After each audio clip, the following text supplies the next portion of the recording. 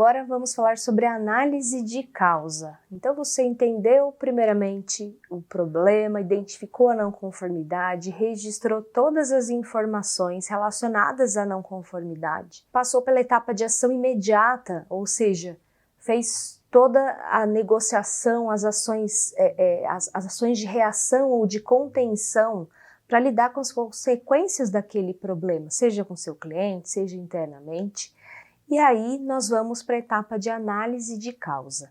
Então, quando você toma as ações imediatas, você resolve o problema superficialmente, como a gente falou do incêndio. Você apagou ali o incêndio, resolveu o problema superficialmente com o cliente, mas não resolveu profundamente a causa daquele problema. E aí vem a análise de causa, que nada mais é do que você colocar ali um chapéu de investigador e entender o porquê aquele problema efetivamente aconteceu. O que deu errado no processo? Foi o não atendimento a um procedimento? Foi o não atendimento a um requisito do cliente? Foi uma falha de treinamento do colaborador?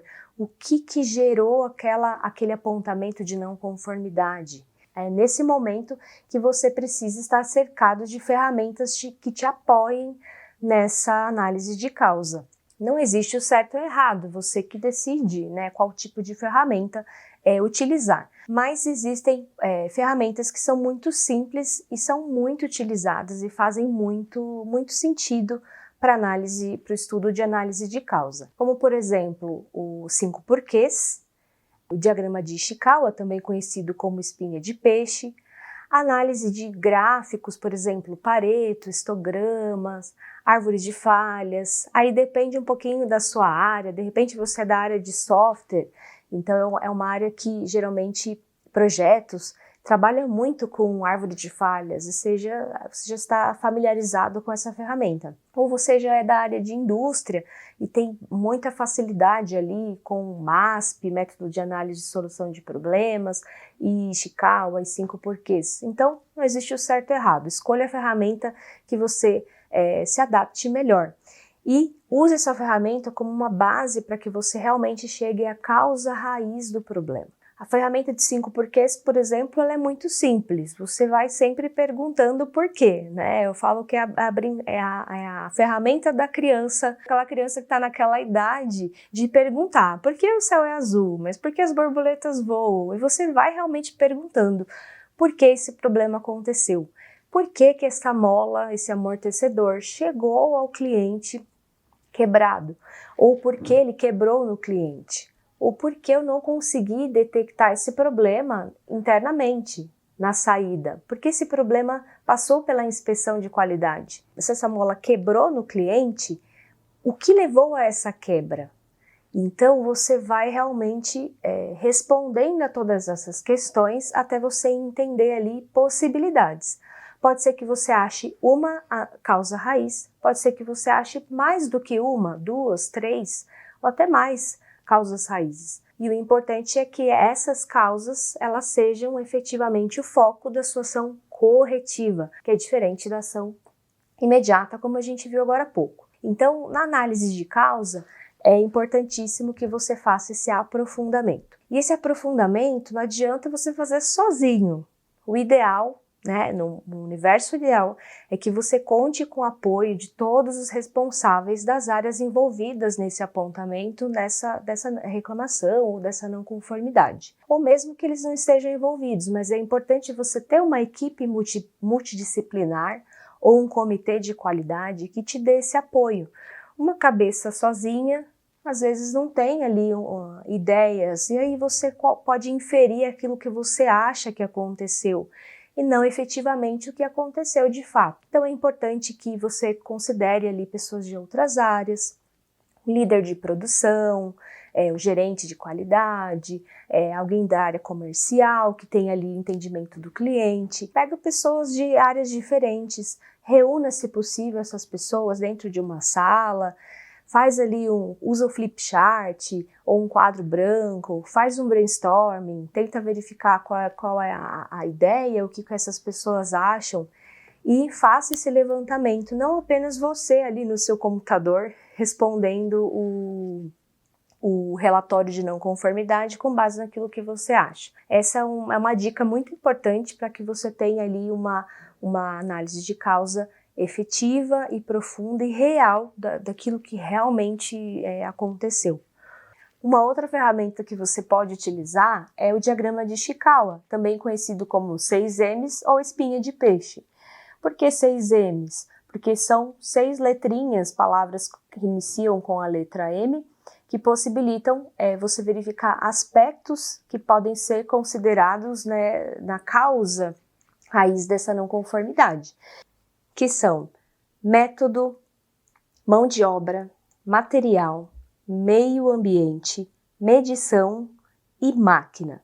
Então, com base nesses 6 aspectos, você identifica ali quais seriam as possíveis causas que ocasionaram aquela não conformidade ou aquele defeito gerado para o cliente. Então, nesse caso especificamente, a quebra da mola no cliente poderia ter sido um problema com a matéria-prima ou material? Será que o material da mola não estava inadequado ou não era um material certificado? Então houve ali uma quebra decorrente da falha do material? Será que não foi um método utilizado para a montagem desse amortecedor que gerou a quebra no cliente? Então foi um método errado, não seguiu o procedimento? Será que foi uma falha da mão de obra? De repente o operador não estava ali treinado adequadamente e realmente montou de uma maneira inadequada, gerando essa quebra no cliente? Veja que nós já falamos de 3 M's e podem ser N falhas. Então é importante você ter essa equipe para que tenha essa ajuda e visões diferentes e que você tenha todas aquelas informações do cliente para que você consiga ter uma maior visibilidade de realmente qual foi o defeito que ocasionou essa não conformidade, essa reclamação desse cliente. Poderia ser um problema com o equipamento ou com a máquina utilizada para a montagem desse produto? Também poderia, né? Ou, de repente, uma falha de medição. Houve uma falha ali de inspeção daquele produto antes da entrega para o cliente. É importante que você utilize uma ferramenta adequada para te dar esse apoio, para te dar esse suporte. Outras ferramentas, como eu comentei, por exemplo, diagrama de Pareto, histograma, isso também podem te ajudar a entender um pouco melhor essa causa raiz. De repente, você pode ter o histórico de outras ocorrências que já aconteceram com esse produto ou com esse cliente. Olha, essa quebra, esse produto especificamente, essa mola, já houve reclamações anteriores. E nós temos aqui todo o histórico dessas reclamações e o que aconteceu. Esse problema já aconteceu mais de uma vez, então isso pode te ajudar também a ter outras possibilidades na sua análise de causa. E é muito importante nessa etapa que tenha uma calma, uma certa tranquilidade nessa etapa, porque às vezes nós seres humanos temos essa ansiedade de, não, o problema foi esse. Então, inicialmente, não se apegue, né, a visões superficiais. De novo, para que você não apenas apague o incêndio, mas que você descubra efetivamente por que o incêndio aconteceu. Se você não identificar a verdadeira causa raiz, esse problema provavelmente ele vai voltar a repetir no seu processo. É o que a gente chama de reincidência. E a reincidência não é boa para a empresa, não é boa para ninguém, para o seu cliente, né? Tem também a questão da imagem da sua empresa, reputação da sua empresa, né? Mais uma reclamação do cliente, isso afeta diretamente a satisfação do seu cliente. Então é importante que essa análise de causa seja o mais profunda possível. Se possível, use as ferramentas, alguma ferramenta que você se identifique, para que você seja bem assertivo na análise de causa e determine efetivamente a causa raiz. E porque a gente usa esse termo causa raiz, né? Porque na árvore a gente não enxerga a raiz do problema, é como se fosse um iceberg, né? O iceberg embaixo, o navio está ali, às vezes só o topo, mas o iceberg é muito maior ali embaixo. a causa raiz, por quê? A raiz do problema, onde ninguém vê, mas foi o que ocasionou aquela não conformidade. Como esse é uma etapa do tratamento de não conformidades, que geralmente o pessoal tem muita dificuldade e muitas dúvidas, eu preparei aqui um exemplo para vocês, se vocês me acompanham na tela. Porque o produto estava com defeito? Nesse caso aqui especificamente era uma falha de um processo de estamparia. Então, por que houve uma falha no processo de estamparia? Então, vamos usar aqui a ferramenta dos 5 porquês. Verificou-se que a ferramenta estava desgastada. Então, a ferramenta do processo de estamparia estava desgastada. E por que a ferramenta estava desgastada? Então, vamos lá com as perguntas, até onde não tem mais como perguntar, não tem a resposta para mais nenhuma pergunta.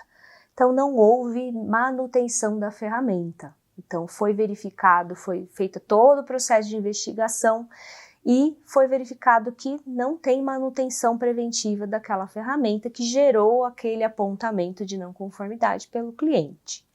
E por que não houve a manutenção corretiva ou preventiva da ferramenta? E aí foi verificado que não existe uma sistemática na empresa, ou seja, a ferramenta é entregue pelo cliente, a empresa faz a produção daquele determinado item, passa pelo processo de estamparia, mas não existe nenhuma sistemática, não existe nenhum procedimento, registros, nem responsáveis que façam as manutenções daquela ferramenta. Então, nesse caso, chegamos a uma causa raiz. Não existe uma sistemática de manutenção preventiva dessa ferramenta. Então, veja que é um exemplo que vocês podem utilizar, sempre perguntando por que, respondendo, e a resposta é sempre a pergunta da próxima questão, até chegar a algo que, por que não existe sistemática definida? Porque não existe, não foi feita ainda, né? Aí podemos até prolongar. Será que essa empresa tem um sistema de gestão? Será que tem ISO 9001? Será que ela tem processos? Mas não existe essa sistemática. Então, a ação corretiva, ela vai ser focada nessa causa raiz. Não existe sistemática para manutenção. E você me acompanha no segundo exemplo, que é mais um porquê. Então, veja que eu comentei que, às vezes, alguns problemas e não conformidades não precisa necessariamente ter apenas uma causa. Então, nós fizemos o primeiro porquê baseado no porquê o produto estava com defeito, chegando à análise de causa de não tem sistemática para manutenção corretiva das ferramentas, manutenção corretiva e manutenção preventiva. E no segundo exemplo, a pergunta é, por que o produto com defeito foi enviado ao cliente? Então, nós temos uma outra visão e um outro aspecto. Por que a empresa deixou ou permitiu que aquele produto com defeito fosse enviado ao cliente? E aí, porque houve uma falha no processo de inspeção. Mas por que houve uma falha no processo de inspeção? Os colaboradores não sabiam, né? Então foi feita uma entrevista com os colaboradores. Você foi até lá e verificou, olha, para esse produto aqui, que tipo de inspeção que é feita? Então os colaboradores mencionaram, olha, não tem inspeção desse produto. Esse produto ele vai para o cliente e não falaram nada o que a gente tinha que verificar. E por que os colaboradores não tinham conhecimento? Não existe formalização dos critérios de inspeção. Então, essa empresa não tinha formalizado. E por que não estavam formalizados os critérios de inspeção? Porque houve uma falha de definição desses critérios junto ao cliente. E você continua nessa trilha de investigação. Mas quem falhou nesse processo? Por que isso não foi formalizado com o cliente? E você verifica que os requisitos do produto não foram alinhados com o cliente lá na área comercial.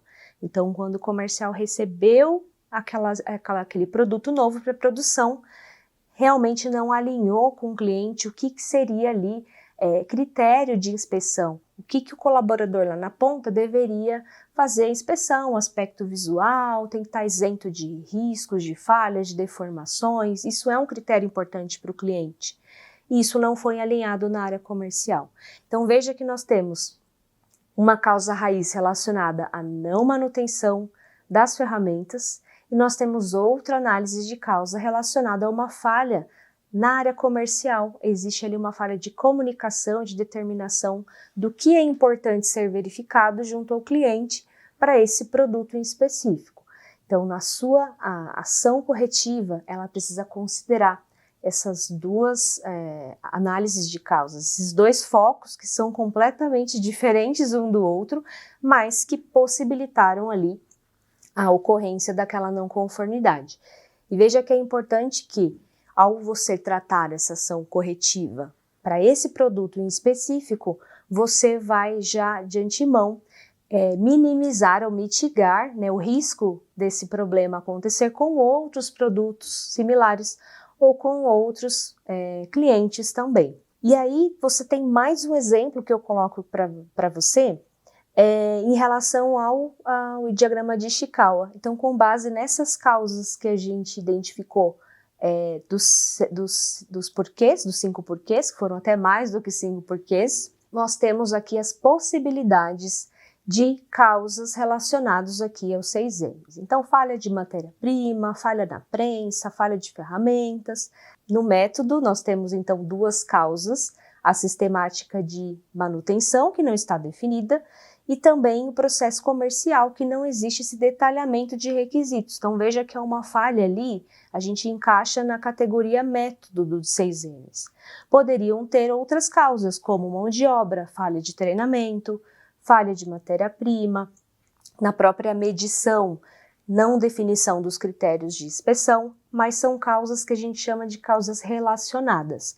Todas elas estão relacionadas às causas principais, que nesse caso são 2.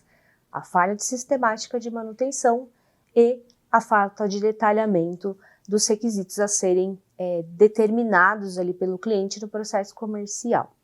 Então, veja que não existe uma regra fixa, né, dos 5 porquês, nós usamos até mais do que 5 porquês. Pode ser que você determine a causa raiz apenas com 3 porquês, ou com 10, não existe uma regra. Ou que você determine mais facilmente as possibilidades de causa usando diretamente a ferramenta de Ishikawa, o diagrama de Ishikawa. Então, fica a seu critério. O importante, e que eu trouxe com esses exemplos para você, é que você realmente seja profundo e que considere o envolvimento de outras pessoas para que não seja ali uma análise de causa individual e aí não seja assertiva e o seu tratamento de não conformidades vá por água abaixo.